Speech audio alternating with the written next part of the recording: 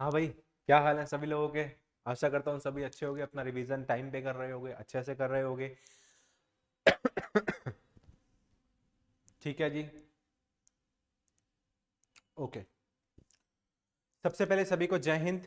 और जैसा कि मेडिवल हिस्ट्री हम पढ़ रहे हैं, ठीक है, मेडिवल हिस्ट्री के अंदर मोस्टली टॉपिक अपने कवर हो चुके हैं। ठीक है। आज का अपना टॉपिक रहेगा क्या? Vijayanagara empire and Bahmani kingdom. और इसी के साथ हम साथ में पढ़ेंगे कि उस टाइम पे मेडिवल इंडिया के अंदर हमारा जो इंडिया फ्रेगमेंट हुआ है छोटी छोटी डायनेस्टीज के अंदर, वो भी पढ़ना है। मेडिवल इंडिया के टाइम पे देखो, दो बार हमारा इंडिया फ्रेगमेंट हुआ है। एक बार पहले जब गजनी गोरी का अटैक होना था तब, और एक बार उसके बाद में जब मुगल्स आ रहे हैं। तो दो बार मेडिवल इंडिया के अंदर हमारा जो इंडिया है वो फ्रेगमेंट हुआ है छोटी छोटी डायनेस्टीज में। ठीक है। तो इसमें से इंपॉर्टेंट है कौन कौन सा? विजयनगर आपका, बहामनी किंगडम, ये दोनों इंपॉर्टेंट है। और जैसे ही ये दोनों खत्म होंगे, हम यहां से हमारी कुछ 5 से 6 स्टेट्स डायनेस्टीज आती हैं जो हमें पढ़नी जरूरी है। ठीक है। तो ये दोनों टॉपिक हमारे आज के रहेंगे, यही कवर करना है। तो स्टार्ट करते हैं कहां से? सबसे पहले विजयनगर अंपायर से, विजयनगर किंगडम से। ठीक है जी। सबसे पहले तो विजयनगर अंपायर पूरा है कहां पे जी? साउथ इंडिया की बात हो रही है। ये पूरा एरिया, ये पूरा का पूरा एरिया है आपका विजयनगर अंपायर। ठीक है। अब इसकी फॉर्मेशन तो स्टार्ट तुगलक टाइम से ही हो गई थी। ठीक है जी। जब ग्यासुद्दीन बिन तुगलक था, 1320 के अंदर उसने काकटियास के ऊपर अटैक किया था। काकटियास यहां पे हुआ करते थे, यहां पे आपके काकटियास हुआ करते थे। और ये वाला जो पूरा एरिया था, यहां पे आपके यादव हुआ करते थे, दियोगिर वाले, दियोगिर वाले यादव हुआ करते थे। ठीक है जी। तो ग्यासुद्दीन बिन तुगलक ने इसके ऊपर अटैक करा, इसकी मदद से, यादवों की मदद से इसके ऊपर अटैक किया और भैया काकटियों को निपटा दिया। अब यहां काकटिया राज्य के अंदर दो भाई हुआ करते थे। कौन कौन? एक का नाम था हरिहर और एक का नाम था बुक्का। ये दोनों अपना काकटिया रीजन छोड़ के कर्नाटक के अंदर एक जगह है कंपली, वहां पे चले गए और फिर वहां पे जाके राजा की सेवा करने लगे, दूसरे राजा की। ठीक है, कोई बात नहीं जी। उसके बाद मोहम्मद बिन तुगलक दोबारा से आया और उसने कंपली के ऊपर अटैक कर दिया, जहां पे ये भाई दोनों गए थे। जब वहां पे अटैक कर दिया तो क्या हुआ भैया? वो हम्पी राज्य को तो निपटा दिया गया। तो क्या हुआ? इन दोनों भाइयों को पकड़ लिया और जबरदस्ती इनको कन्वर्ट कर दिया मुस्लिम में। ठीक है जी। जबरदस्ती इनको कन्वर्ट कर दिया। कन्वर्ट करने के बाद किडनैप करके ले गए, लेकिन थोड़े दिन बाद ये लोग वहां से भाग गए थे। अब हुआ क्या?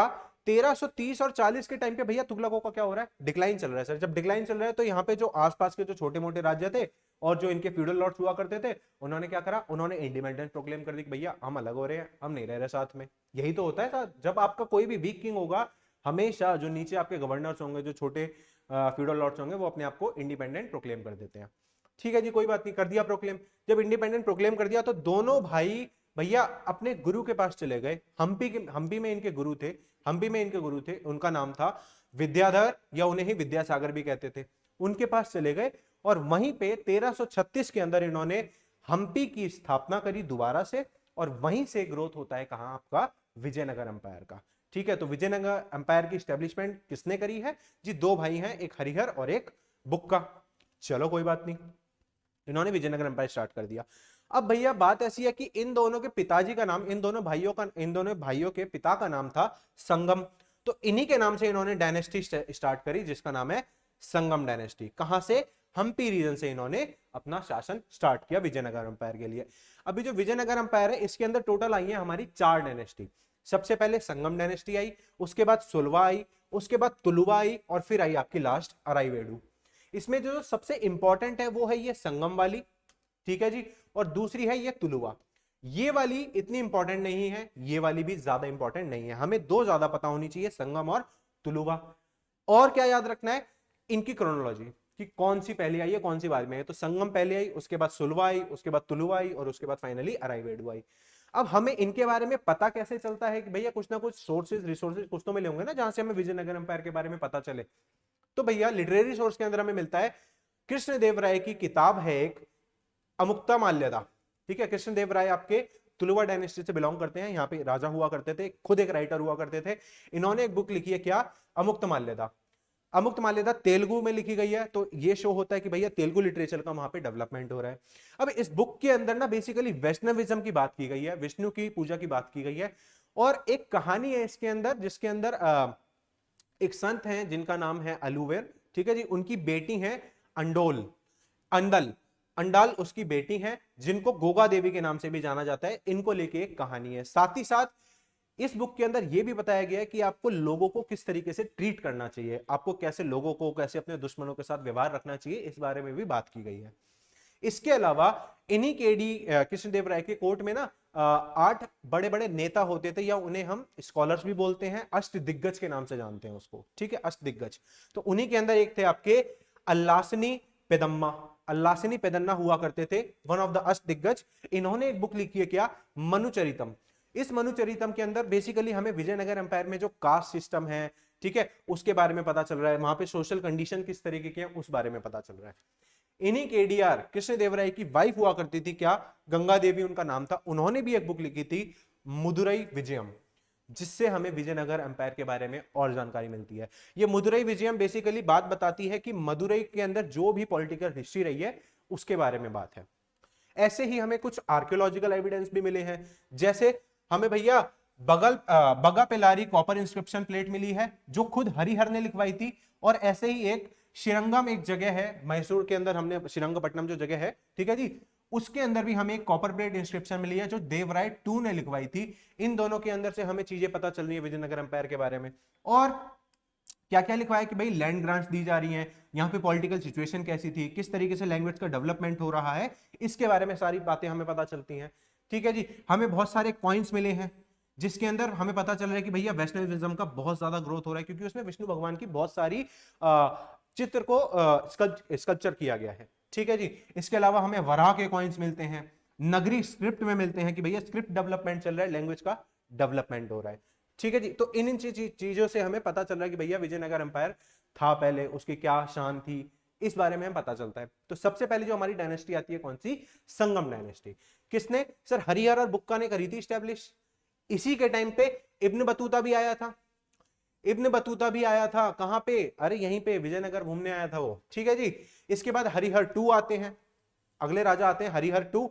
इन्होंने भी काफी एक्सपेंशन किया, ईस्ट कोस्ट से लेके वेस्ट कोस्टन तक का, ये देख रहे हो पूरा का पूरा ये एरिया, ईस्ट से लेके वेस्ट तक का पूरा एरिया भैया विजयनगर के अंडर आ चुका है, हरिहर के मतलब संगम डायनेस्टी के अंदर आ चुका है। इसके बाद आते हैं देवराय वन, इसके बाद के राजा आते हैं देवराय वन। ठीक है जी, इन्होंने कंसोलिडेशन पूरा किया इस एरिया का। कॉन्क्वेस्ट करना और consolidation are two different things. तो इन्होंने कंसोलिडेशन पूरा किया, इरिगेशन का डेवलपमेंट कर रहे हैं, डैम्स बना रहे हैं। ठीक है, अब भैया जब इतना सब हो चुका है तो फाइनली कोई ना कोई तो अपोज करेगा ना। तो जो इनके आसपास के जो राज्य हुआ करते थे, जो छोटे छोटे फ्यूडल लॉर्ड्स हुआ करते थे, उन्होंने क्या करा, उन्होंने इनके खिलाफ रिवोल्ट करना स्टार्ट कर दिया। किसके खिलाफ, देवराय टू, जो इसके बाद वाला राजा आया। तो देवराय टू के टाइम पे क्या हुआ भैया, बहामनी वाले जो जस्ट इसके ऊपर अंपायर हुआ करता था, बहामनी किंगडम, उन्होंने रिवोल्ट किया। काकटियाज ने रिवोल्ट किया दोबारा से, रेड्डीज ने करा, वेलल्लाज ने करा। ठीक है, इन सब ने कंटिन्यू अटैक करा विजयनगर अंपायर, हम्पी के ऊपर। तो उनका डिक्लाइन फेज था वो, हम्पी का वो डिक्लाइन फेज था। देवराय टू को पता था कि भाई ऑलरेडी विजयनगर अंपायर एक बार हार चुका है, अब हम लड़ाई तो नहीं कर सकते, थोड़ा सा हमें एस्टेब्लिश करना पड़ेगा खुद को। तो भाई ने क्या करा, भाई ने मैट्रिमोनियल अलायंसेस कर लिए बहामनी किंगडम के साथ, जस्ट इसके ऊपर वालों के साथ। तो भैया जो आपके देवराय टू थे, उन्होंने अपनी बेटी की शादी बहामनी के राजा से करा दी। ठीक है जी, हो गया, कोई दिक्कत नहीं है। जब हो गया तो दोनों की आर्मी मिल गई, दोनों की आर्मी मिल गई और ज्यादा स्ट्रांग हो गई आर्मी। तो हेट्रोजीनियस आर्मी है, ठीक है जी, मॉडर्न है, सेक्युलर है, हिंदू भी हैं, मुस्लिम भी हैं, पारसी भी हैं, बहुत बहुत सारे सेक्ट्स के लोग हैं। स्ट्रांग हो जाएगी आर्मी जब दोनों देशों की, जब दोनों स्टेट्स की आर्मी मिल जाएगी, बिल्कुल सही बात है। इसके अलावा टेंपल आर्किटेक्चर का काफी ग्रोथ हुआ है। ठीक है जी, एक मंदिर है जिसे कहते हैं हजार रामा स्वामी टेंपल, जिसके अंदर म्यूजिकल पिलर्स हैं, आप उनको बजाओगे तो उसमें से धुन आती है, सारे गामा वाली जो आवाज है वो उनमें से आती है। ठीक है, और भैया हम्पी रीजन के अंदर जो इन्होंने इतनी सारी डेवलपमेंट करी है, हम्पी तो खुद क्या है, एक यूनेस्को की वर्ल्ड हेरिटेज साइट है। तो किसकी वजह से है, इन्होंने ही डेवलपमेंट कराई है। ठीक है, इसके बाद इनके कोर्ट में एक पोइट हुआ करते थे जिनका नाम था मधुर। ये एक जैन पोइट थे जिन्होंने एक बुक लिखी थी धर्मांत पुराण। अब नाम से पता चल रहा है कि ये पुराण है तो कहीं ना कहीं हिंदुइज्म से बिलोंग करती होगी, लेकिन नहीं, धर्मांत पुराण तीर्थंकारों के ऊपर बुक है। ठीक है, जैन के जो तीर्थंकार होते थे उनके ऊपर ये बुक लिखी गई है। ऐसे ही जो ऋषभ देव थे आपके जैनिज्म जिन्होंने स्टार्ट किया था, उनके बेटे थे गोमतेश्वर, उसके ऊपर भी इन्होंने पोइट्री करी है, किन्होंने, मधुर ने। ठीक है, इन्हीं के टाइम पे थे वो। ऐसे ही इनके कोर्ट में एक और संस्कृत के पोइट हुआ करते थे, डिंडीना, उन्होंने एक बुक लिखी है कवि सार्वभौम। ये देखो, ये ऑथर्स और ये बुक्स ये याद होनी चाहिए, इसमें से क्वेश्चन आ जाता है मैच द कॉलम में या रॉन्गली मैच्ड वाले में, ऐसे क्वेश्चन आ जाते हैं। इसके बाद परमेश्वर एक और स्कॉलर हुआ करते थे, मैथमेटिशियन थे, एस्ट्रोनॉमी में काफी रुचि रखते थे, उसके बारे में काफी डेवलपमेंट करी है इन्होंने। इन्हीं के टाइम पे, देवराय टू के टाइम पे ही आपके इटली से एक ट्रेवलर आया था जिसका नाम था निकोलो कोंती। ऐसे ही रशिया से एक आया था जिसका नाम था निकितीन। ठीक है जी, दोनों के दोनों इसके कोर्ट में आए थे। समरकांड से एक ट्रेवलर और आया था जिसका नाम था अब्दुल रज्जाक। उस टाइम पे समरकांड में राजा हुआ करता था शाहरुख, अपना अपने शाहरुख भैया नहीं, वहां पे एक दूसरा राजा हुआ करता था किंग शाहरुख। उसने एक एम्बेसी भेजी थी जिसमें अब्दुल रजाक आया था। ठीक है, यहाँ की सारी कंडीशन देख रहा है कि भैया मजा है, ये तो बिल्कुल एकदम विजयनगर एम्पायर तो बहुत सही है यार। ये देख रहा है मतलब लोग बागों के पास सोना ही सोना है, भरा पड़ा है, कई कान में पहन रहे हैं, गले में पहन रहे हैं, तो काफी चीजें थी। इसने काफी चीजें ऑब्जर्व करी। फिर देवराय टू के बाद है ना कोई खास राजा ज्यादा आए नहीं, 30 से 40 साल तक इन्होंने राज किया। उसके बाद इन्हीं का एक मिनिस्टर हुआ करता था जिसका नाम था सुलुवा नरसिम्हा। इस सुलुवा नरसिम्हा ने रिवोल्ट किया और भैया संगम डायनेस्टी को कर दिया, चलो भाई चलो तुम्हारा टाइम खत्म, अब अपना टाइम आएगा, चलो जी। तो सुलुवा डायनेस्टी आई। फिर अब सुलुवा डायनेस्टी आई 1486 के अंदर। 1486 के अंदर आपकी सुलुवा डायनेस्टी आती है, 1503 तक रहती है। तो इनका भी रहा, ये तो आते ही खत्म हो गए, ज्यादा कुछ हुआ ही नहीं, इसलिए ज्यादा इंपॉर्टेंट नहीं है ये डायनेस्टी। इन सुलुवा को फिर फाइनली आपका टॉपल करता है कौन? तुलुवा डायनेस्टी, जो हमारी थर्ड वाली थी तुलुवा डायनेस्टी, जो कि इंपॉर्टेंट है। ठीक है, तुलुवा डायनेस्टी आती है 1503 के अंदर। अब इसके अंदर स्टैब्लिशमेंट किसने करी थी? आपके थे वीर नरसिम्हा राय। इन्होंने स्टैब्लिशमेंट करी थी 1505 में, 9 तक इन्होंने रूल किया। फिर आए 1509 से लेके 1529 तक आपके कृष्णदेव राय, वही केडीआर जो हम बात कर रहे थे। ठीक है जी, केडीआर कृष्णदेव राय, यही सबसे इंपॉर्टेंट किंग है इस डायनेस्टी के, तुलुवा डायनेस्टी के। इसके बाद इनका भाई आया जिसका नाम था अच्युत देव राय। ठीक है जी, उसके बाद सदाशिव राव आते हैं, आलिया रामा राय आते हैं। इनकी क्या कहानी है अभी बताता हूं। उसके बाद ये डिक्लाइन कर गई, उसके बाद आपका विजयनगर एम्पायर पूरा का पूरा डिक्लाइन कर जाता है। अब भैया जब ये आए ना पावर पे कृष्णदेव राय, हमें इन्हीं के बारे में पढ़ना है, तो जब ये पावर पे आए तो इनके पास एक इमीडिएट प्रॉब्लम क्या थी कि भैया वो जो ऊपर से जो बहामनी किंगडम है ना वो बहुत दुखी कर रहा है। बहामनी किंगडम बहुत दुखी कर रहा था, और यहां पे 5 शाही डायनेस्टी निकल के आ गई थी, आदिल शाही, कुतुब शाही, निजाम शाही, इमाद शाही एंड बरी शाही। 5 तरीके की डायनेस्टी निकल के आई थी बहामनी किंगडम में। तो बहामनी किंगडम का डिक्लाइन फेज है, लेकिन दक्कन इन्हीं 5 शाही डायनेस्टी को बोला जाता है दक्कनी सुल्तान। ये लोग काफी दिक्कत कर रहे थे। जब दिक्कत कर रहे थे तो भैया इनको ढंग से रखना पड़ेगा जरा, चलो कोई बात नहीं, ढंग से रख लेंगे, अभी आएगा उसकी कहानी कहां रखेंगे। तो जो आपके कृष्णदेवराय थे उसने गजपति डायनेस्टी पे भी अटैक किया था, कलिंग के अंदर, कलिंग कहां है? उड़ीसा के अंदर अटैक किया था। 1518 के अंदर बैटल ऑफ दीवानी हुई थी, बैटल ऑफ दीवानी, जिसके अंदर भैया इन सारे दक्कनी सुल्तान को निपटा दिया गया था। जो अभी 5 शाही डायनेस्टी के बारे में मैंने बताया, आदिल शाही, कुतुब शाही, निजाम शाही, इमाद शाही एंड बरीद शाही, इन्हीं पांचों को मिला के बोला जाता है दक्कनी सुल्तान। यही पांचों डायनेस्टी कहां से निकल के आई हैं? जब बहमनी किंगडम डिसइंटीग्रेट हो गया था। ठीक है, तो भैया इन पांचों को हरा दिया कृष्णदेव राय ने, इसीलिए इन्होंने अपने आप को टाइटल दिया आंध्र पितामह। आंध्र पितामह का टाइटल दिया, या इस एक और टाइटल बोल सकते हो आंध्र भोज। ठीक है जी, इन पांचों दक्कनी सुल्तान को हरा के। अब यही कृष्णदेव राय थे जिनके टाइम पे कौन आए थे? पोर्चुगीज आए थे। ऑलरेडी 1498 के अंदर आ चुके हैं पोर्चुगीज। तो पोर्चुगीज ने उस टाइम पे जो अल्बुकर्क गवर्नर था, पोर्चुगीज गवर्नर था अल्बुकर्क, ठीक है जी, उसने एक एम्बेसी भेजी थी इन्हीं कृष्णदेव राय के कोर्ट के अंदर, जिसके अंदर 2 लोग गए थे। एक था कौन? डोमिंगो पेस, और एक था दुआर्ते बारबोसा। अब ये जो डोमिंगो पेस था ये कौन था? सर ये मर्चेंट हुआ करता था, इसको यहाँ मलयाली लैंग्वेज आती थी, तेलुगु लैंग्वेज आती थी, कन्नड़ा आती थी, हिंदी आती थी, इंग्लिश आती थी, 4 लैंग्वेज आती थी। तो अल्बुकर्क ने बुलाया इसको, जरा चपड़गंज को पकड़ के लाओ और जरा कृष्णदेव राय के कोर्ट में लेके जाओ कि जब गोलकोंडा के ऊपर अटैक करेंगे कौन? पोर्चुगीज वाले, गोवा जीतने के लिए, तो कृष्णदेव राय बीच में नहीं आएंगे। तो ऑब्वियसली कृष्णदेव राय क्यों बीच में आएंगे? वो कृष्णदेव राय क्यों चाहेगा कि भाई मेरे जो आसपास के एम्पायर वाले लोग हैं वो ज्यादा ग्रो करें? वो तो चाहेगा ही कि नहीं, वो ग्रो नहीं करने चाहिए। तो पोर्चुगीज ने क्या बोला कृष्णदेव राय से कि भाई आप बीच में मत आना, अगर हम उनके ऊपर अटैक करें। कृष्णदेव राय मान गए, ठीक है जी मैं नहीं करूंगा अटैक। इसके बदले में कृष्णदेव राय को अच्छी नस्लों के घोड़े दिए गए थे। ठीक है जी, अच्छी नस्लों के घोड़े दिए गए थे कि ठीक है आप दक्कनी सुल्तान पे अटैक करो पोर्चुगीज वालों, मैं बीच में नहीं आऊंगा। इसी चक्कर में 1510 में आपके पोर्चुगीज थे वो बीजापुर से गोवा जीत गए थे 1510 के अंदर। ये चीज हमने देखी थी जब हम मॉडर्न हिस्ट्री के बारे में जब हमने मॉडर्न हिस्ट्री की क्लासेस करी थी। ठीक है, तो भैया पोर्चुगीज का ऑलरेडी आ चुके हैं और गोवा मिल चुका था उनको 1510 के अंदर। ठीक है, चलें आगे। चलो अब जो मैंने आपको अष्टदिग्गज नाम बताया था कि हाँ भाई 8 स्कॉलर थे, किनकी? इन्हीं कृष्णदेवराय की कोर्ट में 8 बड़े बड़े विद्वान हुआ करते थे। इन्हीं में एक था कौन? तेनालीरामा कृष्णा। इन्होंने एक बुक लिखी है क्या? पांडुरंगा महामात्य। हालांकि और भी हैं अष्टदिग्गज, ये रहे 8 के 8। पीडीएफ में आप लोग इस पे एक बार नजर मार लेना। ठीक है, बाकी अष्टदिग्गज की जो लेगेसी है ये मराठाओं ने भी ली थी। ठीक है, मराठाओं ने भी इसको कंटिन्यू रखा था, बाद में हटा दिया था इसको फिर। अभी जो कृष्णदेवराय थे ये खुद एक ऑथर थे, जब मैंने बताया था इन्होंने बुक लिखी है क्या? अमुक्तमाल्यदा बुक लिखी है तेलुगु के अंदर, एक बुक लिखी है संस्कृत के अंदर उषा परिणीयम। हम्पी के अंदर इन्होंने काफी मंदिर बनवाए, आर्किटेक्चर का ग्रोथ किया। विठल मंदिर है, रायगोपुरम मंदिर है, तिरुपति मंदिर की इन्होंने डेवलपमेंट कराई है। इन्होंने ही सिटी एक स्टैब्लिश करी थी नागलपुरम की। ठीक है जी, इनका नाम इतना ज्यादा था कि बाबर की जो किताब है बाबरनामा, उसके अंदर भी इनका मेंशन किया गया है। ठीक है जी, बाबर की किताब के अंदर भी इनका मेंशन किया गया है। फिर इनकी भैया हो जाती है मृत्यु 29 के अंदर, 1529 के अंदर आपके कृष्णदेवराय की मृत्यु हो गई। उसके बाद इनका भाई अच्युत देवराय ये आता है पावर पे। ठीक है जी, 1529 में अच्युत देवराय आता है पावर पे, इनका भाई हुआ करता था। अब अच्युत देवराय के टाइम पे एक और पोर्चुगीज से ट्रेवलर आया था जिसका नाम था फर्नाओ नूनिस। फर्नाओ नूनिस इन्हीं के टाइम पे आया था। इसने क्या ऑब्जर्व किया? इसने वुमेन का रोल प्ले ऑब्जर्व किया। विजयनगर अंपायर के अंदर भैया जो वुमेन्स का रोल है वो काफी अच्छा है। वो जजेस हुआ करती थी, जजमेंट दे रही हैं। ठीक है जी, अकाउंटेंट सारा का सारा फाइनेंस का काम संभाल रही हैं, स्कॉलर्स हैं, बहुत पढ़ी लिखी हैं, एस्ट्रोलॉजर्स हैं भैया, एस्ट्रोनॉमी में बहुत वुमेन्स भी आगे आ रही हैं अब। तो इसने काफी देखा कि यार वुमेन्स काफी अच्छा रोल प्ले कर रही है। इवन बॉडीगार्ड्स हुआ करती थी, वॉरियर्स हुआ करती थी, हर चीज इसने नोटिस करी।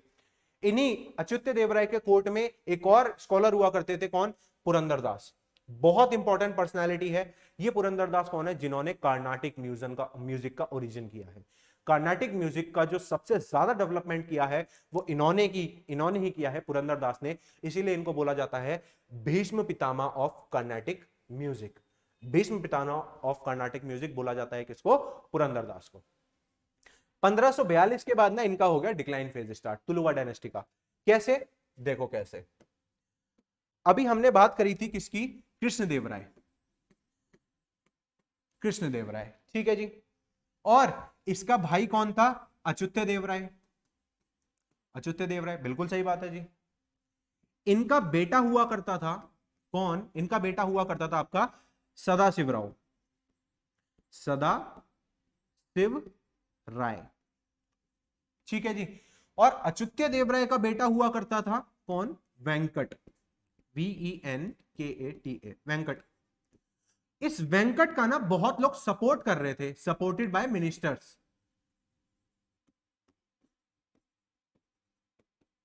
मिनिस्टर लोग काफी सपोर्ट कर रहे थे इसका। ठीक है जी, इसका कोई सपोर्ट नहीं कर रहा था, बहुत कम लोग सपोर्ट कर रहे थे इसका। तो भैया हुआ क्या, इसी केडीआर का ना एक दामाद भी था जिसका नाम सन in law, sun in law, ठीक है जी, जिसका नाम था रामा राय।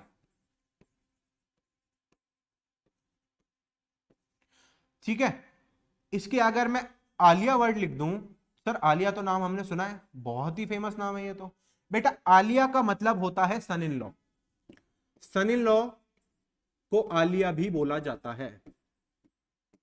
तो ये जो आलिया था ना, ये रामा राय जो कि सन इन लॉ था किसका? कृष्णदेवराय का, ये इसके सपोर्ट में था। तो भाई ने एक कॉन्स्पिरेसी करी, इस रामा राय ने एक कॉन्स्पिरेसी करी और वेंकट को निपटा दिया, इसको निपटा दिया। ठीक है जी, वेंकट को निपटा दिया और इसको बिठा दिया पावर पे। अब बात ये थी कि ये तो था माइनर, ये उस समय बहुत छोटा था, सदाशिव राय। ठीक है जी, ये छोटा था, तो ये बन गया इसका रीजेंट।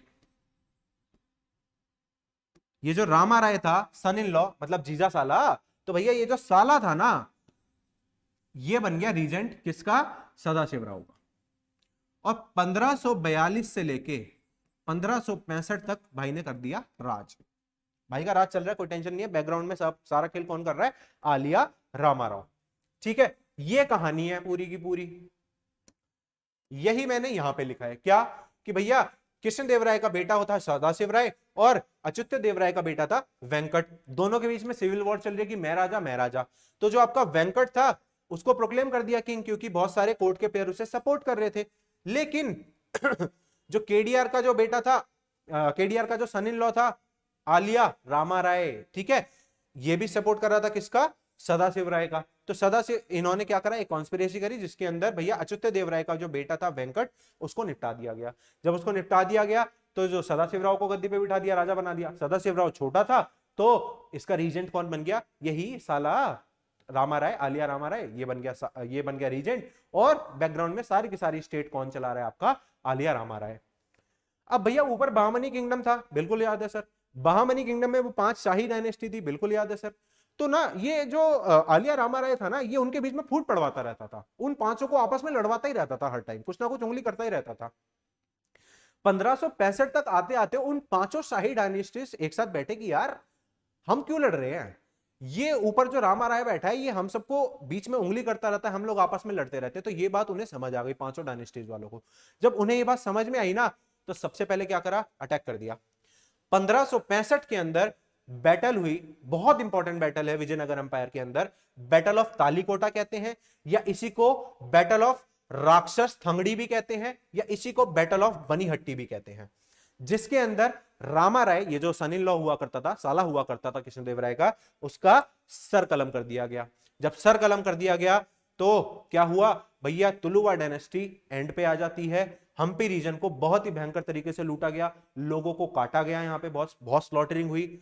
तो जो आपके सदाशिव राव जो माइनर राजा हुआ करते थे, वो अपने मिनिस्टर थिरुमल के साथ, थिरुमल नायर के साथ विजयनगर छोड़ के कहां चले गए भैया, चलो मदुरई चलते हैं, तिरुपति वाले रीजन जो मदुरई के पास है वहां चलते हैं, और वहीं जाके सेटल हो गए। तो ये आपका विजयनगर एम्पायर खत्म होने की कगार पे है। एक लास्ट डायनेस्टी बची है, कौन सी, अराइवेडू। अराइवेडू डायनेस्टी आती है, लेकिन कोई खास रोल प्ले है नहीं इसका। क्यों, इसलिए नहीं है क्योंकि 1600 के बाद ऑलरेडी डिसइंटीग्रेशन बहुत ज्यादा है, वहां से पोर्चुगीज आ गई है, डच आ चुके हैं, और ईस्ट इंडिया कंपनी भी धीरे धीरे अपना इन्फ्लुएंस बढ़ा रही है। ठीक है जी, 1612 के अंदर यहीं पे मैसूर राज्य के अंदर आपका वडियार डायनेस्टी स्टैब्लिश होती है। लेटर फेज में क्या हुआ, जो हमने 5 शाही पढ़ी है, शाही किंगडम, ठीक है जी, उसमें से भी 3 बचते हैं जिनकी पावर बहुत बढ़ रही है, जैसे आदिल शाही, कुतुब शाही और निजाम शाही। अब जो इमाद शाही और बरीद शाही थी वो ऑलरेडी खत्म हो चुके हैं, इन्होंने उनको खत्म कर दिया, ये तीनों की पावर बढ़ रही है। ठीक है जी, बहामनी अंपायर डिक्लाइन हो चुका है। 1570 के बाद क्या हुआ भैया, इन तीनों की जब पावर बढ़ रही थी तो औरंगजेब आ गया है पिक्चर में। अब जब औरंगजेब पिक्चर के अंदर आया तो भैया बाद में औरंगजेब ने इन तीनों को भी खत्म कर दिया 1680 के अंदर। 1680 के अंदर इन तीनों बची कुची शाही डायनेस्टीज को भी आपका औरंगजेब खत्म कर देता है। लेकिन यहीं से एक नया चैप्टर शुरू हो गया, क्या, जो मराठा हुआ करते थे वो इन्हीं शाही डायनेस्टी के अंडर फ्यूडल लॉर्ड्स हुआ करते थे। ठीक है जी, सामंत हुआ करते थे, जिनकी पावर इतनी ज्यादा ग्रो कर गई कि भैया आगे आपके एंग्लो मराठा वॉर स्टार्ट हो गई फिर। ठीक है, तो मराठा आपके इन्हीं के अंडर काम करते थे। बेसिकली जो औरंगजेब ने जब इन तीनों के ऊपर अटैक किया और इन तीनों को खत्म किया ना, वहां से मराठा और ज्यादा राइज पे आ गए। ठीक है जी, तो ये होता है आपका विजयनगर एम्पायर। इसके अंदर अब कुछ कुछ इंपॉर्टेंट टर्म्स याद रखनी है, जैसे एक होता है अमर नायका सिस्टम। अमर नायका सिस्टम बेसिकली क्या होता है, जो भी इनकी एरिया होगा ना, वहां पे क्या होगा, एक एक हम लीडर को अपॉइंट कर देंगे जिसे अमर नायक बोला जाता है। ठीक है, वो ही उन फोर्स के कमांडर होंगे। इनको जो सैलरी दी जाएगी ना, वो कैश में नहीं दी जाएगी, वो लैंड ग्रांट के रूप में दी जाएगी। तो उसको बोला जाता था अमरम। अमरम, ठीक है जी। अब इनकी जो मिलिट्री होती थी उसके अंदर हर तरीके की, इनके पास घुड़सवार भी होते थे, पैदल वाले सोल्जर भी होते थे, कैवेलरी इन्फेंट्रीज, हॉर्सेस भी हुआ करते थे। साथ ही साथ भैया सॉल्ट पेट्रे, ये वर्ड याद रखना, सॉल्ट पेट्रे गन पाउडर होता है ये, इसकी यहां पे लोकल मैन्युफैक्चरिंग की जाती थी, लोकल मैन्युफैक्चरिंग की जाती थी गन पाउडर की। ठीक है, उसके बाद सोसाइटी इनकी सर 4 कास्ट जो हमारा सिस्टम चलता आ रहा है वही चल रहा था। यहाँ पे स्लेवरी एग्जिस्ट करती थी, सती होती थी।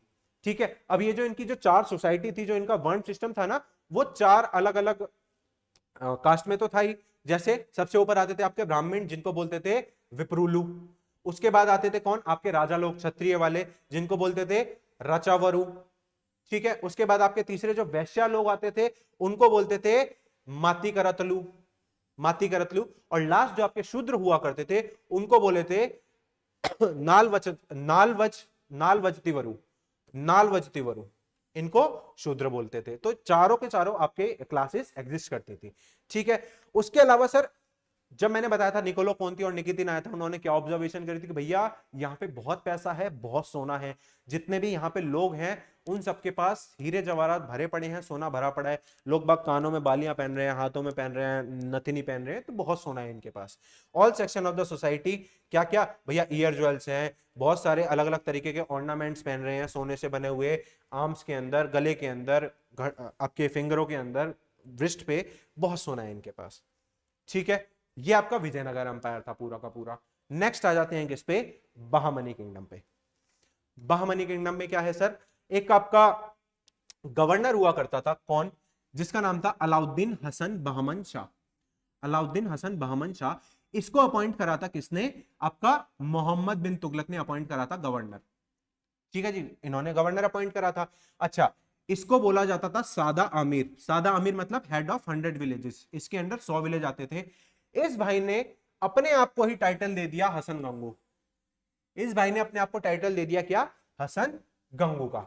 1347 के अंदर क्या कर दी भैया, इंडिपेंडेंट प्रोक्लेम कर दी कि हम किसी के अंडर काम नहीं करेंगे, हम अलग रहेंगे। तो गुलबर्ग ये जगह है, यहां पे आपका हसन गंगू प्रोक्लेम कर देता है कि मैं आज से अलग हूं, ठीक है, कोई बात नहीं। अब सर इस हसन गंगू की स्टोरी क्या है, हमें कैसे पता क्या है ये, तो हमें इतना तो पता चल गया कि भैया ये आपका गवर्नर हुआ करता था जो मोहम्मद बिन तुगलक ने अपॉइंट करा था। एक फरिश्ता नाम का एक ऑथर था, पर्शियन ऑथर था, ठीक है जी, जो 17वीं सदी के अंदर आया था।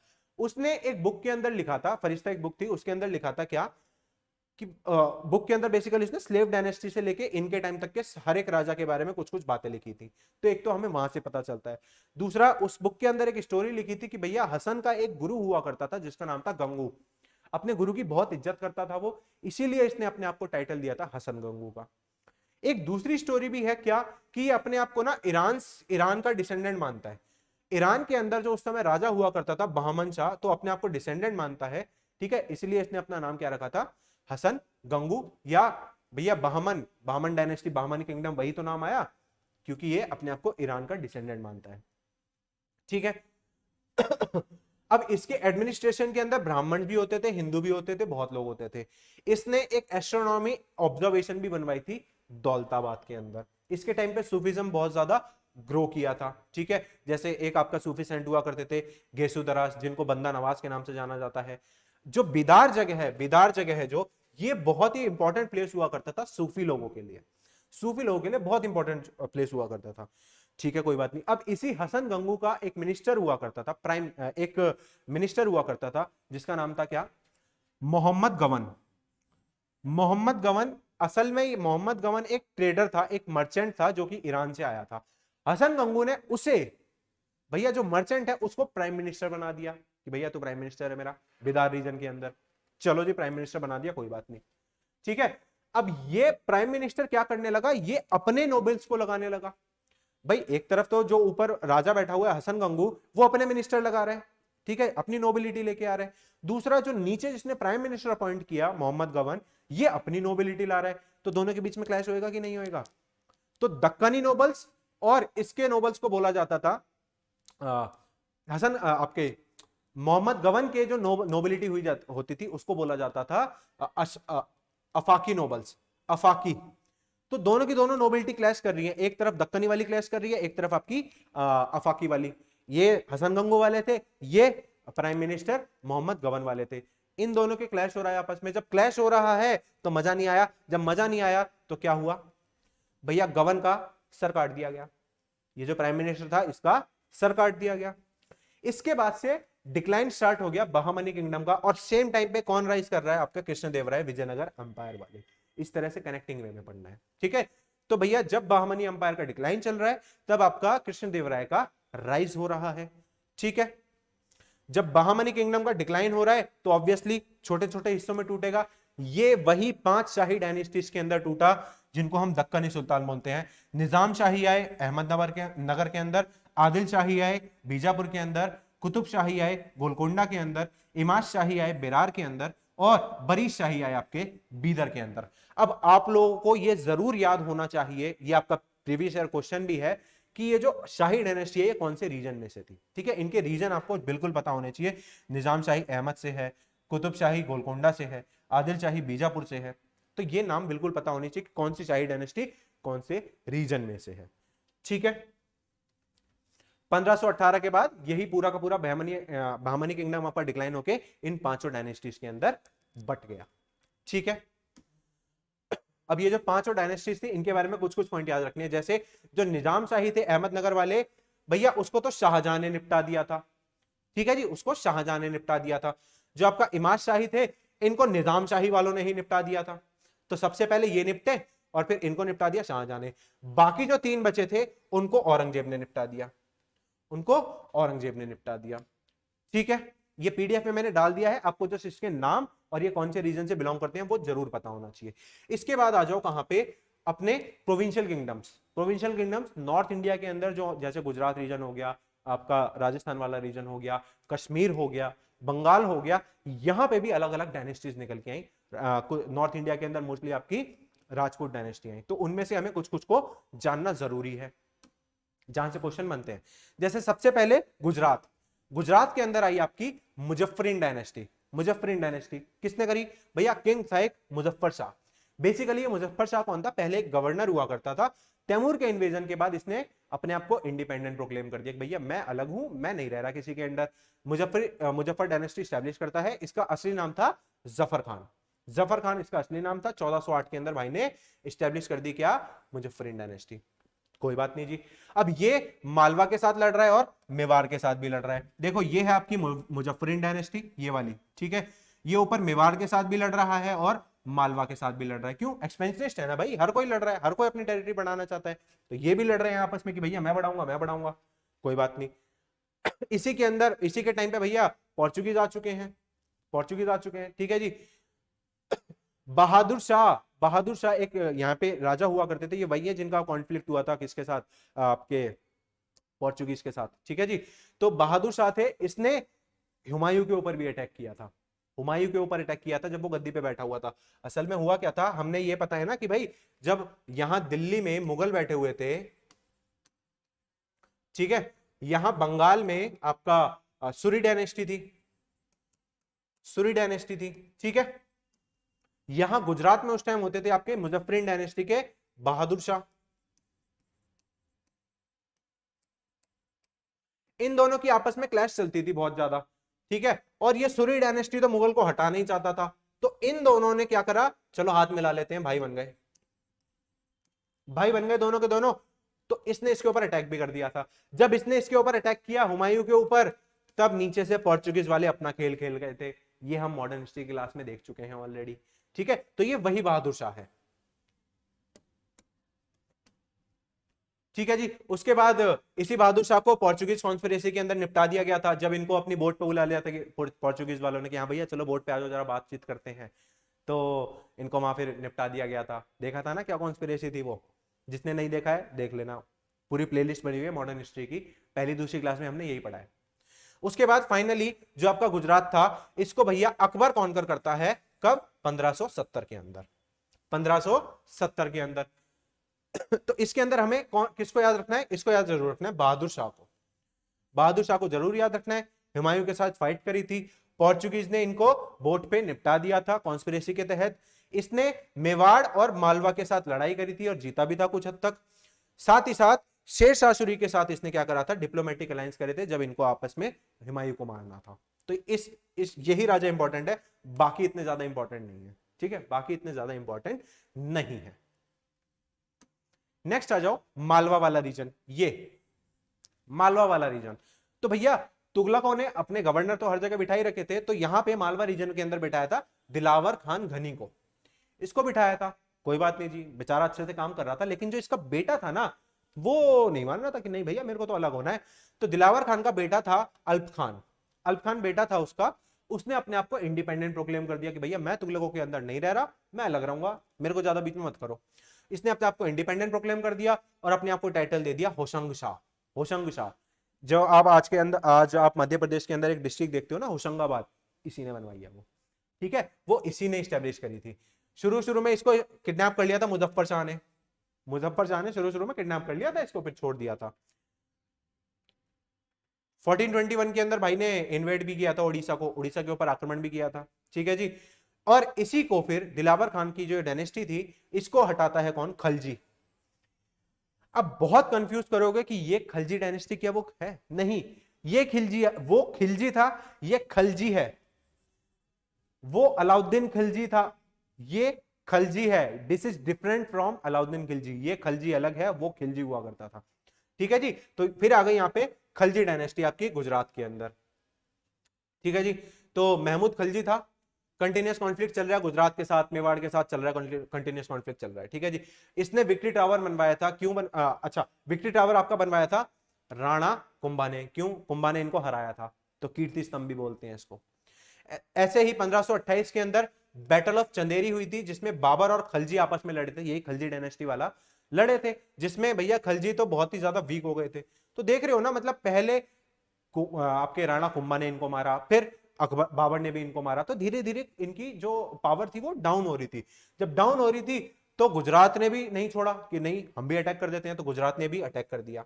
जब अटैक कर दिया, फाइनली अकबर भेजता है अपनी आर्मी और अपने भाई को भेजता है, स्टेप ब्रदर को भेजता है, जिसका नाम था अहमद शाह। ये अहमद शाह जाता है गुजरात कि चलो भैया चलो तुम्हें निपटाएंगे, तो निपटा दिया इनको, कोई बात नहीं। अभी जो अहमद शाह था ना, तो मालवा की एक रानी होती थी जिनका नाम था रूपमती, उन्होंने बहुत अच्छी फाइट दी थी। तो रूपमती को ना ये अहमद शाह बहुत तंग कर रहा था। ये बात जैसी अकबर को पता चली ना, ये बात जैसी अकबर को पता चली, अकबर ने अपने भाई को 3 माले की बिल्डिंग से 2 बार गिराया।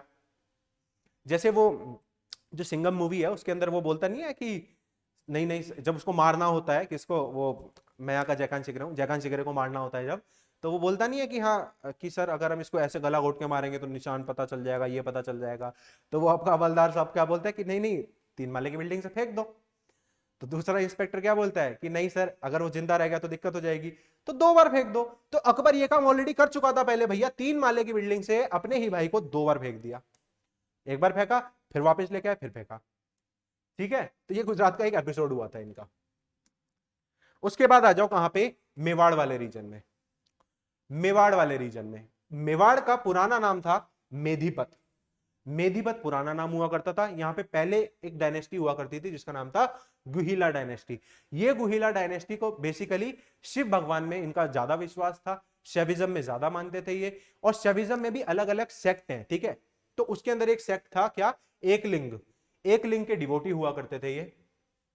पहले ये नागदा के अंदर रूल करते थे, ठीक है। उसके बाद ये मूव करके कहां पे? चित्तौड़ के अंदर, उसके अंदर मूव कर गए चित्तौड़ के अंदर। तो जब इल्तुतमिश था ना, इल्तुतमिश ने भी मेवाड़ के ऊपर कोशिश करी थी कि मैं मेवाड़ राज्य को जीत जाऊं, लेकिन वो जीत नहीं पाया। अच्छा, ये जो मेवाड़ राज्य है ना, ये पूरी अपनी हिस्ट्री के अंदर, पूरी इंडियन हिस्ट्री के अंदर किसी के अंडर नहीं आया, किसी के अंडर नहीं आया। ये अकेला राज्य था मेवाड़, कभी इसने घुटने नहीं टेके, ठीक है।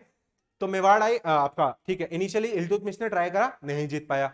फिर अलाउद्दीन खिलजी ने भी ट्राई करा था, ठीक है, अलाउद्दीन खिलजी ने भी ट्राई करा था, लेकिन वो भी नहीं जीत पाया। पद्मावत का एपिसोड यही था, वो जो पद्मावत वाला एपिसोड था वो यही था, ठीक है जी। फिर यहां पे कौन ग्रो हुए? सिसोदिया। फिर यहां पे सिसोदिया पावर आती है, कुछ टाइम तक वो रहती है, कोई बात नहीं जी। मेवाड़ अपनी प्रोमिनेंस पे आता है 15वीं शताब्दी के अंदर। कब? जब आपके 1430s के अंदर आए राणा कुंभा। राणा कुंभा आए, एम्पायर बिल्डर हुआ करते थे, आर्ट एंड कल्चर को बहुत ज्यादा प्रोत्साहन देते थे। इन्होंने गुजरात और मालवा पे अटैक भी किया था जब उन्होंने विक्ट्री टावर बनवाया था, कीर्ति स्तंभ, ठीक है। इन्होंने ही अपने आप को टाइटल दिया था क्या? एकलिंग महामत्य। एकलिंग महामत्य का इन्होंने टाइटल दिया था अपने आप को। और साथ ही साथ इन्होंने अपने आप को एक और टाइटल दिया था क्या? संगीत शिरोमणि का। ये म्यूजिशियन भी हुआ करते थे, तो संगीत शिरोमणि का इन्होंने टाइटल दिया अपने आप को। इसके अलावा बहुत पढ़े लिखे भी थे ये, ठीक है जी, बहुत पढ़े लिखे थे ये। तो वेद और उपनिषद के ऊपर इन्होंने अपने विचार भी लिखे थे, जिसे कमेंट्री कहते हैं, उसके ऊपर अपनी कमेंट्री भी लिखी थी। ऐसे ही बंगाल के अंदर एक सेना डायनेस्टी के बारे में हमने बात करी थी, उसके अंदर एक पोइट हुआ करते थे जिनका नाम था जयदेव। उन्होंने एक बुक लिखी थी गीता गोविंदम, उसके ऊपर भी आपके राणा कुंभा ने कमेंट्री लिखी थी, ठीक है। उसके ऊपर भी लिखी थी। अच्छा, इसके अलावा दो इंपॉर्टेंट स्कॉलर थे, कौन, महेश और अत्री, वो इनके कोर्ट में ही थे, ठीक है। इन्होंने ही कुंभलगढ़ की स्टैब्लिशमेंट करी थी। कुंभलगढ़ क्यों इंपॉर्टेंट है भैया, वो जो दीवार है ना कुंभलगढ़ की, 25 से 30 किलोमीटर की दीवार है वो, उसको भेदना बहुत ही मुश्किल था, इन्होंने ही बनवाई थी वो। 30 से ज्यादा किले बनवाए इन्होंने। जब इन्होंने मालवा को जीता था, वहीं पे इन्होंने कीर्ति स्तंभ बनवाया था, पिलर ऑफ विक्ट्री। 30 से ज्यादा किले बनवा चुके थे, तो काफी काम किया था आपके राणा कुंभा ने। इसके बाद क्या हुआ, जब अर्ली 16वीं सेंचुरी आई, मतलब 15वीं शताब्दी खत्म हो चुकी है, अब 16वीं शताब्दी शुरू हो रही है, इस टाइम पे आए आपके राणा संग्राम। राणा संग्राम ये भी अंपायर बिल्डर हुआ करते थे। 1527 के अंदर एक बैटल हुई थी जिसे कहते हैं बैटल ऑफ खानवा। कौन कौन लड़ा था आपका, बाबर और राणा संगा, यही लड़े थे, संगा इन्हीं को बोला जाता है, ठीक है जी। दोनों लड़े थे, काफी रिसोर्सेज दोनों के वेस्ट हुए थे। अकबर ने भी फिर ट्राई करा था कि भैया चलो मैं ही जीत लूं इस रीजन को, लेकिन नहीं जीत पाया। फिर समझ आ गया जहांगीर को, अकबर का बेटा जहांगीर, उसको फिर समझ आया कि नहीं यार, ये मेवाड़ वालों से लड़ना तो बिल्कुल ही बेकार है, ये लोग तो किसी के अंडर नहीं आ पा रहे। तो जहांगीर ने कहा कि चलो एक काम करते हैं, आप हमारे पास मत आओ, ठीक है, आप हमारा सजदा मत करो, सिर्फ नॉमिनल हेड मान लो अपना। अब मेवाड़ ने इनको नॉमिनल हेड क्यों माना, क्योंकि ऑलरेडी देखो इतनी लड़ाई हो रही है ना, तो मेवाड़ के भी रिसोर्सेज तो लिमिटेड ही है ना। तो एक टाइम के बाद वो हार जाते अगर ज्यादा लड़ते तो मेवाड़ ने क्या करा, नॉमिनली सिर्फ ऑन पेपर मुगल सुजैनिटी एक्सेप्ट कर ली। अच्छा, मुगल सुजैनिटी बेसिकली क्या थी कि जितने भी आपके राजे रजवाड़े हैं ना, उनको अकबर मतलब मुगल के कोर्ट में आना पड़ेगा और सजदा करना पड़ेगा, लेकिन मेवाड़ ने नहीं किया था, इसीलिए बोला जाता है कि ये नॉमिनल थे। फिर औरंगजेब के टाइम पे फिर से मेवाड़ अलग हो गया कि नहीं हम तो इंडिपेंडेंट, हम नहीं आ रहे किसी के अंदर। तो मेवाड़ हमेशा से अलग ही रहा है, इंडिपेंडेंट रहा है, किसी के अंडर नहीं आया, ठीक है। उसके बाद आ जाओ मारवाड़ वाले रीजन पे, ये आपका मारवाड़ वाला रीजन है। मारवाड़ रीजन में भैया क्या थे, राठौड़ डायनेस्टी हुआ करती थी। ये राठौड़ डायनेस्टी अपने आप को डिसेंडेंट बताती है किसका, गहदवाल, जो कन्नौज के अंदर आपकी गहडवाल डायनेस्टी हुआ करती थी, जो याद है जयसिंह राजा हुआ करता था, जो पृथ्वीराज चौहान को जिसने धोखा दिलवाया था घोरी के थ्रू, ये उस जयचंद, ठीक है जी। तो ये उससे बिलोंग करते हैं, इन्होंने ऐसा क्लेम किया है। इसी के अंदर एक इंपॉर्टेंट राजा है आपके कौन, जोधा, जिन्होंने जोधपुर को स्टैब्लिश किया था। अच्छा, फिर बाद में एक राजा आए थे कौन, मालदेव। अब ये जो मालदेव थे ना, इन्होंने मदद करी थी हुमायूं की। मैंने अभी आपको थोड़ी देर पहले एक वो डायग्राम बना के दिखाया था, कौन सा, ये वाला, जिसमें एक जगह आपका दिल्ली में मुगल बैठे हुए हैं, ठीक है, यहां पे आपका सुरी था और यहां जोधपुर में आपके मालदेव हुआ करते थे, और यहां नीचे गुजरात में आपके बहादुर शाह हुआ करते थे। तो इसने और इसने मिलकर अटैक कर दिया था सुरी ने और इसके ऊपर। तो ये जो हुमायूं बैठा था ना, ये हुमायूं यहां से भाग गया, हुमायूं आ गया यहां जोधपुर में मालदेव राजा के पास कि भैया मेरी मदद कर दो। तो मालदेव राजा इसकी हुमायूं की मदद कर रहे थे कि चलो ठीक है रुक जाओ, कोई बात नहीं, रेफ्यूज दे देंगे। तो ये जो सुरी था ना, सुरी डायनेस्टी वाला शेरशाह सुरी, उसने मालदेव को धमकी दी। क्या धमकी दी, कि हुमायूं को अगर तुमने रेफ्यूज दिया तो मैं तेरे ऊपर आक्रमण कर दूंगा। तो मालदेव ने फिर कहा हुमायूं से कि भैया तुम चले जाओ, नहीं तो वो हमारे ऊपर भी आक्रमण कर देगा।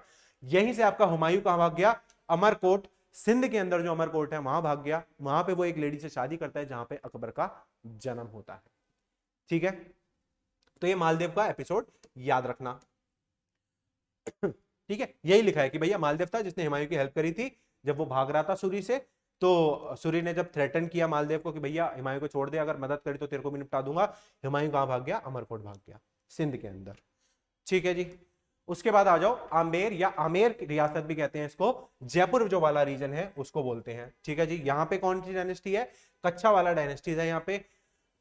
ये कच्छा वाला डायनेस्टीज ऐसी पहली डायनेस्टी थी जिसने अकबर के साथ डिप्लोमेटिक कम मैट्रिमोनियल अलायंसेस किए थे, डिप्लोमेटिक प्लस मैट्रिमोनियल अलायंसेस किए थे, किसके साथ, आपके अकबर के साथ। यही वो पहली डायनेस्टी थी, जयपुर वाली। इसके बाद रणथंबोर, याद है पृथ्वीराज चौहान का एपिसोड, जिसमें मैंने बताया था कि दो तीन थ्योरीज चलती है कि भैया पृथ्वीराज चौहान को उसी टाइम मार दिया था। दूसरी थ्योरी चलती है कि नहीं, वो थोड़े टाइम बाद मरे थे, क्योंकि हमें सिक्के मिले थे जिसके ऊपर श्री मोहम्मद गौरी की मोहर मिलती है एक साइड पे, और कॉइन की दूसरी तरफ लिखा हुआ है पृथ्वीराज चौहान। और तीसरी थ्योरी चलती है कि जो बचे कुचे चौहान ले वो रणथंबोर वाले रीजन में आ गए थे, तो ये वही है। ठीक है जी। रणथंभौर वाले रीजन में आपकी चौहान डायनेस्टी आती है, कुतुबुद्दीन ऐबक ने अटैक किया था, ठीक है जी। और हमीर देव जो बाद में राजा आए हैं आपकी चौहान डायनेस्टी के, उसके ऊपर अलाउद्दीन खिलजी ने भी अटैक किया था। क्यों? क्योंकि ये हमीर देव मदद कर रहे थे मंगोलों की, ताकि मंगोल खिलजी को हरा सके। इसीलिए जो आपका अलाउद्दीन खिलजी था उसने भी रणथंभौर के ऊपर अटैक किया था। अब आ जाओ कहां पे, ये कश्मीर वाले रीजन में। कश्मीर वाले रीजन में हमने ऑलरेडी पहले 3 डायनेस्टी पढ़ी थी, उत्पल डायनेस्टी, काराकोट डायनेस्टी और आपकी लोहार डायनेस्टी। लोहार वाली लास्ट थी, ठीक है। क्वीन डिड्डा के बारे में पढ़ा था, बहुत ही रूथलेस थी, मर्सीलेस थी, ठीक है। तो मंगोल के अटैक के बाद लोहार डायनेस्टी की पावर ऑलरेडी कम हो रही थी, डिक्लाइन में थी। तो यहां पे एक इनका गवर्नर हुआ करता था शमसुद्दीन नाम से, उसने पावर कैप्चर कर ली कि चलो मैं बैठता हूं पावर पे, और एक नई डायनेस्टी स्टार्ट करी, Shahmir dynasty. Shahmir dynasty start करी। अच्छा, कश्मीर के अंदर इन्होंने इस्लाम फैलाया। फिर यहाँ पे हिंदू कल्चर और मुस्लिम कल्चर अब दोनों आपस में मिक्स हो रहे हैं, दोनों इंटीग्रेट हो रहे हैं आपस में, एक मिक्स कल्चर निकल के आ रहा है। यहीं पे एक आपके बहुत इंपॉर्टेंट सेंट हुआ करते थे, कौन? सूफी सेंट हुआ करते थे, जिनका नाम था नूरुद्दीन नूरानी, ठीक है। ये आपका प्रीवियस ईयर क्वेश्चन है। इन्हीं को नंद ऋषि भी बोला गया है, इन्हीं को नंद ऋषि भी बोला गया है। इसके बाद से आपका शमसुद्दीन के बाद आया कौन? सिकंदर शाह। ये बहुत ही रेडिकलिस्ट बंदा था, बहुत ही रूथलेस बंदा था, बेकार बंदा था एकदम, ठीक है। रेडिकलिस्ट था एकदम। बूट शिकान का मतलब आपको पता होना चाहिए। बूट शिकान का मतलब डिस्ट्रॉयर ऑफ टेम्पल्स। इसने बहुत सारे हिंदू टेम्पल्स को डिस्ट्रॉय किया, जजिया को इंपोज करवाया जबरदस्ती कि नहीं हम तो लेंगे ही लेंगे, ठीक है। जजिया इंपोज किया। फिर इसके बाद इसका बेटा आता है सिकंदर शाह का, जिसका नाम था अली शाह, ज्यादा कुछ याद रखना नहीं है। फिर इसी सिकंदर शाह का भाई था एक शाह खान। शाह खान ये पावर पे आता है, इसने अपने आप को टाइटल दिया जैमुल आबिदीन का टाइटल दिया। ये लिबरल था, टॉलरेंट था बहुत, ये ज्यादा हिंदू मुस्लिम लड़वाता नहीं था, ठीक है जी, टॉलरेंट था। इसने जजिया अबॉलिश कर दिया जो इसके भाई ने लगाया था। इसने काउ स्लॉटरिंग को रुकवाया कि भैया गायों को नहीं काटना, और टेंपल्स बिल्डिंग इसने दोबारा करवाई कि भैया वो जो हिंदुओं के मंदिर तोड़े हैं उनको दोबारा बनवाओ, ठीक है। हिंदूस होते थे काफी लोग इनके एडमिनिस्ट्रेशन के अंदर, और जो गिलगित और बल्तिस्तान वाला रीजन है वो भी इसी ने जीता था। वहां पे एक इसने जामा मस्जिद भी बनाई थी। लेकिन जैसे ही आपके शाह खान की मृत्यु होती है, इसके बाद के जो किंग आए वो ज्यादा पावरफुल नहीं होते थे, ज्यादा स्ट्रॉन्ग नहीं होते थे। तो अकबर ने फाइनली 1568 के अंदर कश्मीर को जीत लिया। अकबर ने फाइनली 1568 के अंदर कश्मीर को जीत लिया, ठीक है। अब आ जाओ जौनपुर वाले एरिया पे। देखो ये है आपका बंगाल वाला रीजन, और ये है आपका जौनपुर वाला रीजन, जहां पे कुछ कुछ आपका अवध भी आता है, और साथ ही साथ बंगाल का भी कुछ एरिया आता है। तो ये हम जौनपुर के नाम से बोलते हैं। अब जौनपुर के अंदर क्या था? शर्की डायनेस्टी थी। ये शर्की डायनेस्टी कौन है भैया? वो जो तुगलक थे ना, उन्होंने गवर्नर छोड़ रखा था मलिक सरवर। तो आपके तुगलक ने मलिक सरवर को एक टाइटल दिया था, क्या? सुल्तान शर्क। शर्क का मतलब होता है master of the east, master of the east, ठीक है। भाई ने 1390 के बाद अपनी इंडिपेंडेंस प्रोक्लेम कर दी। क्यों? क्योंकि भैया तुगलक डिक्लाइन पे चल रहे हैं, तुगलक डिक्लाइन पे चल रहे हैं, तो इसने इंडिपेंडेंस प्रोक्लेम कर दी। अब ये अपने आप को ईरान का डिसेंडेंट बोलता है कि भैया हम तो ईरानियों लोगों से जुड़े हुए हैं। AKA Siraj of the east. जो शिराज जो है ना, शिराज असल में एक सिटी है ईरान के अंदर, बहुत ही अच्छी सिटी है। तो जौनपुर को भी क्या बोला गया? शिराज ऑफ द ईस्ट, ठीक है जी। और इसने क्या बनवाया था? इसने एक मॉस्क बनवाई थी जिसका नाम है अटाल मॉस्क, अटाल मस्जिद। उसके अंदर कोई मीनार नहीं है। जब तुगलकों के बाद सैयद डायनेस्टी आई, उन्होंने भी इनके साथ ज्यादा इंटरफेयर नहीं किया। अब इस शर्की डायनेस्टी के अंदर जो एक इंपॉर्टेंट रूलर है वो है इब्राहिम शर्की। इब्राहिम शर्की एक इंपॉर्टेंट है रूलर, ठीक है। इसने इस्लामिक लर्निंग सेंटर बनवाई गई ताकि इस्लाम को प्रोपेगेट कर सके, आर्किटेक्चर में ग्रोथ करवाया इसने काफी। जो लास्ट रूलर है आपका शर्की डायनेस्टी का, वो कौन है? Sir Hussain Shah. Hussain Shah Sharki last ruler है। अच्छा, अब ये जो हुसैन शाह था ना, ये म्यूजिक में बहुत इंटरेस्ट रखता था। अमीर खुसरो का एक म्यूजिक था जिसको बोलते हैं ख्याल म्यूजिक, ठीक है। उसके अंदर बहुत कंट्रीब्यूशन दिया है इसने। इवन इतना कंट्रीब्यूशन दिया है कि इसने खुद कई नए राग बनाए हैं। ये जो आपका हुसैन शाह था, इसने खुद कई सारे राग बनाए हैं। इसी वजह से इसको टाइटल दिया था गंधर्व। गंधर्व का इसको टाइटल दिया था। अब ये गंधर्व कौन है बेटा? गंधर्व एक म्यूजिशियन हुआ करते थे हमारे वैदिक काल के अंदर, जिनका नाम सामवेद के अंदर लिखा हुआ है। तो वही टाइटल इसको दिया था क्योंकि राग इसने काफी अच्छे अच्छे बनाए थे, नए राग बनाए थे, ठीक है। उसके बाद ये बहलूल लोदी से लड़ता है, और फाइनली जो आपका सिकंदर लोदी था वो आपके जौनपुर को एनेक्स कर लेता है। जौनपुर किसके अंडर आ गया? लोदिस के अंदर आ गया। ठीक है, उसके बाद बंगाल पे आ जाओ। बंगाल क्या सर? बंगाल को पहले समताता भी बोलते थे, लखनौती भी बोलते थे, अंग भी बोलते थे, या वंग भी बोलते थे। ये जो लखनौती वर्ड है ये आपका प्रीवियस ईयर क्वेश्चन है कि बंगाल का पुराना नाम लखनौती। ठीक है जी। किसने जीता था? बख्तियार खिलजी ने। अरे जब बात हुई थी कि वो घोरी था ना, घोरी ने अपने 2 गवर्नर भेजे थे, एक कुतुबुद्दीन ऐबक को भेजा था और एक भेजा था किसको? बख्तियार खिलजी को। इसको बोला था कि तू ईस्ट में जा, इसको बोला था कि तू ये नॉर्थ इंडिया और जो वेस्ट वाला पार्ट है इसको संभाल।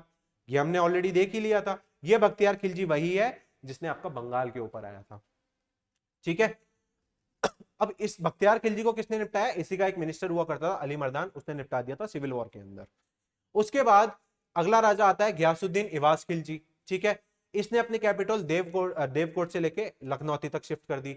अपने आप को टाइटल दे दिया मैं सुल्तान हूं।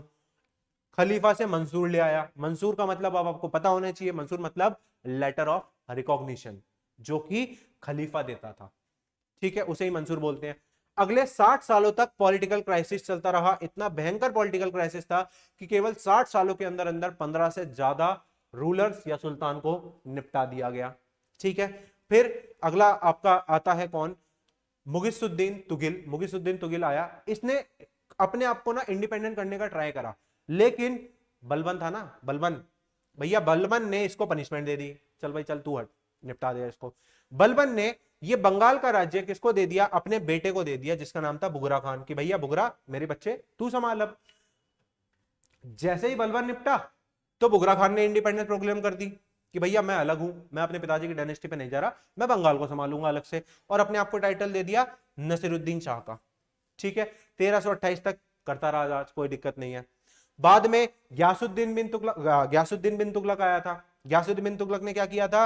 अरे सर याद है वो एपिसोड कौन सा, जब ऊपर दिल्ली से आपका गयासुद्दीन बिन तुगलक अपने बड़े बेटे के साथ बंगाल के ऊपर आया था। ठीक है, बंगाल को इसने हरा भी दिया, जीत लिया। यहां से वापस जा रहा था, जब वापस जा रहा था तो इसी का बेटा था जौना खान। जौना खान जिसने क्या कहा था कि चलो मैं अपने पिताजी का स्वागत करूंगा। स्वागत कैसे करेंगे? एक बहुत बड़ा लोहे का गेट बनवाया था, एक पवेलियन था। जैसे ही गयासुद्दीन बिन तुगलक वहां पहुंचा, ये गेट गिरा दिया गया, जहां पे गयासुद्दीन बिन तुगलक मर गया था।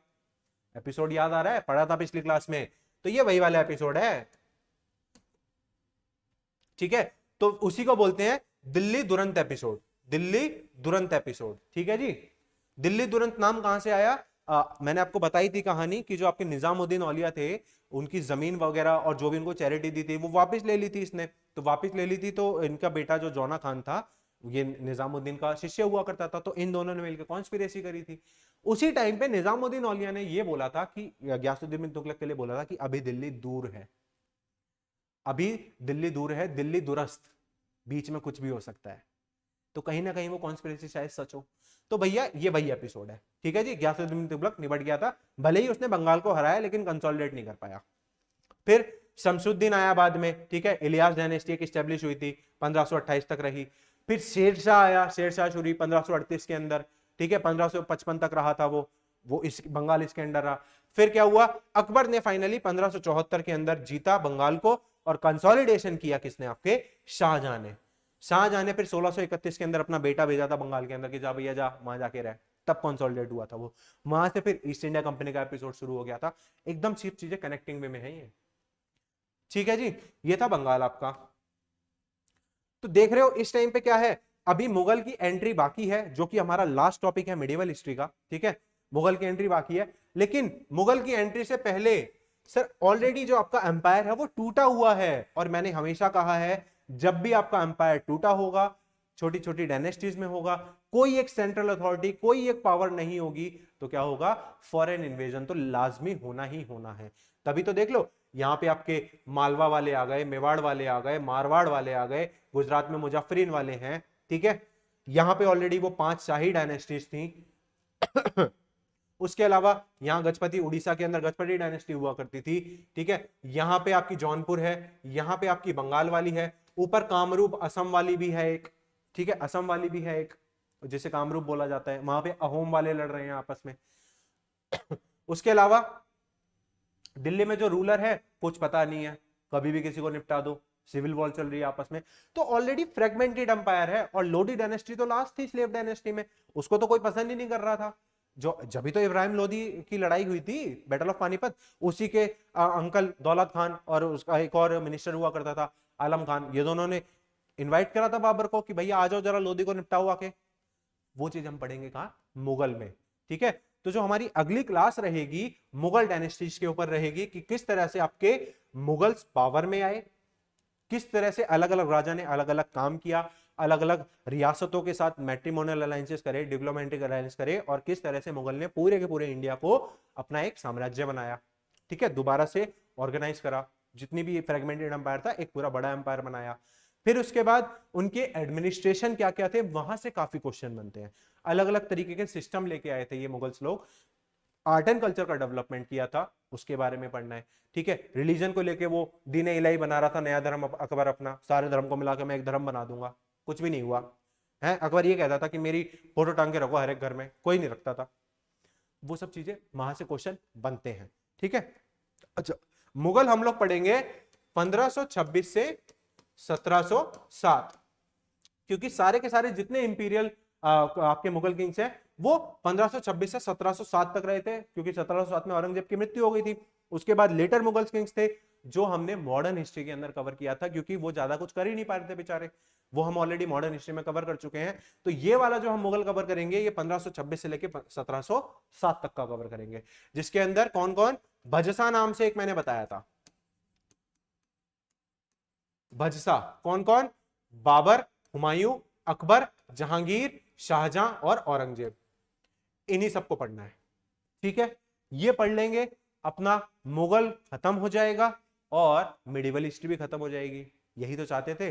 तो संडे को हम यही क्लास करेंगे, मुगल वाली लंबी क्लास रखेंगे 2-3 घंटे की, एक ही बारी में मुगल खत्म करेंगे।